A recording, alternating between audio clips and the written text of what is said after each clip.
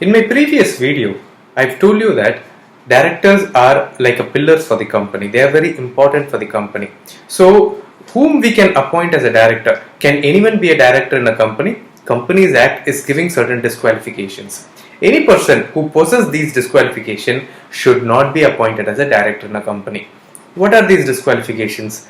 These disqualifications are listed in section 164 subsection 2 of the Companies Act.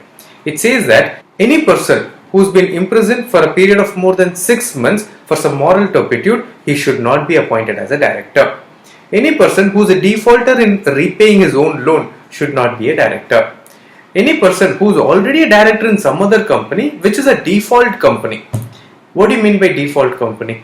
If that company is not filing its return for a continuous period of 3 years, or it has accepted deposits from public and not repaying the deposit which has exceeded a period of 1 year, which has declared a dividend which is not repaying the dividend and the period has exceeded more than 1 year, which is not conducting annual general meeting, which is not conducting re-election for appointment of directors, or if the company has taken loan from a bank or a financial institution and a defaulter in repaying the loan. In those kind of situation, this particular company will be called as a default company.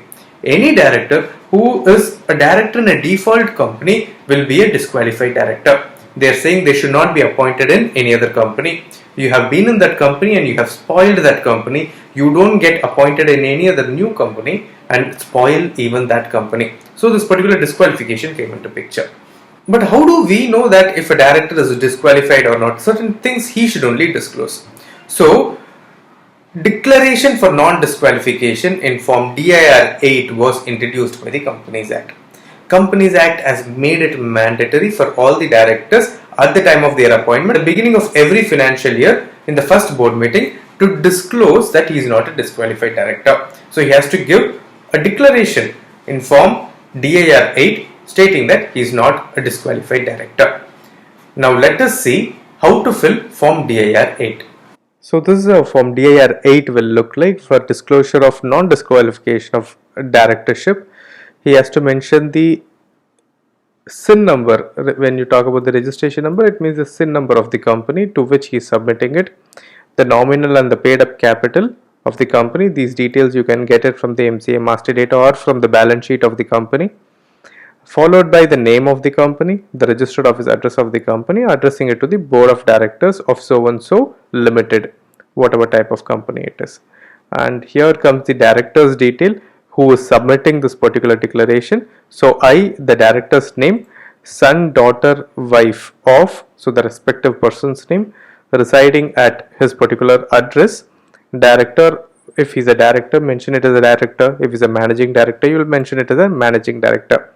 Hereby give notice that I was or am a director.